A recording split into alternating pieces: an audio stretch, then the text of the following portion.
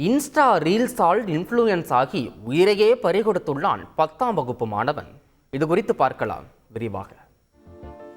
அலையே சிற்றலையே என திருச்சி கொள்ளிடம் ஆற்றில் ஆபத்தை உணராமல் இந்த இளைஞர்கள் ஆட்டம் போட்டு இன்ஸ்டாகிராமில் பதிவிட்ட ரீல்ஸ் ஒரு சிறுவனின் உயிருக்கு உலை வைத்துள்ளதை உங்களால் நம்ப முடிகிறதா? நம்பித்தானாக வேண்டும். திருச்சி மாவட்டம் கொள்ளிடம் ஆற்றின் புதிய தடுப்பணை பகுதியில் தண்ணீர் ஆர்ப்பரித்து காணப்படுகிறது. கடல் இல்லாவிட்டால் என்ன, கடல் போல் காவிரி இருக்கிறதே என சொல்லும் உள்ளூர் இளைஞர்கள் சிலர் இதுதான் சாகசம் என எண்ணி பாலத்தில் இருந்து ஆற்றில் குதித்துள்ளனர். அறியாமையில் அவர்கள் குதித்ததோடு நிறுத்திக் கொள்ளாமல் அதனை இன்ஸ்டாகிராமில் ரீல்ஸாகவும் பதிவிட அது வழக்கம் போல் வைரலாகியுள்ளது. இப்படி ரீல்ஸை பார்த்து நாமும் சாகசம் செய்வோம் என தனது நண்பர்களுடன் விடுமுறை தினத்தில் ஆற்றுக்கு வந்துள்ளான் மேலப்புதூரைச் சேர்ந்த 10ஆம் வகுப்பு மாணவன் சாம் ரோசன்.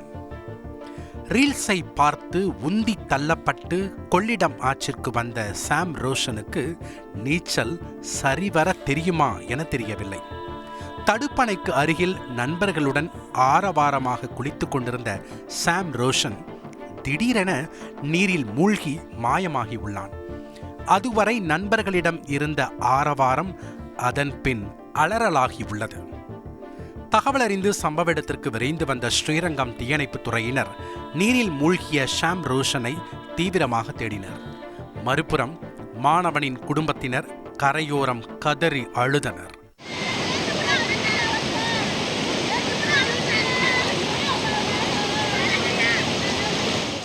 ஒரே ஒரு ரீல்ஸ் தனது மகன் குறித்து பெருங்கனவுடன் இருந்த பெற்றோரின் வாழ்வை புரட்டி போட்டு நிர்கதியாய் நிற்க வைத்துள்ளது.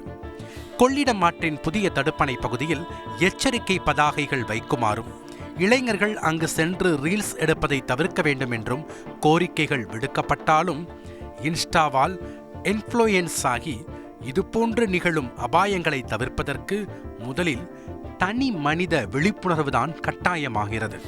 தந்தி டிவி செய்திகளுக்காக திருச்சி செய்தியாளர் தினேஷ்.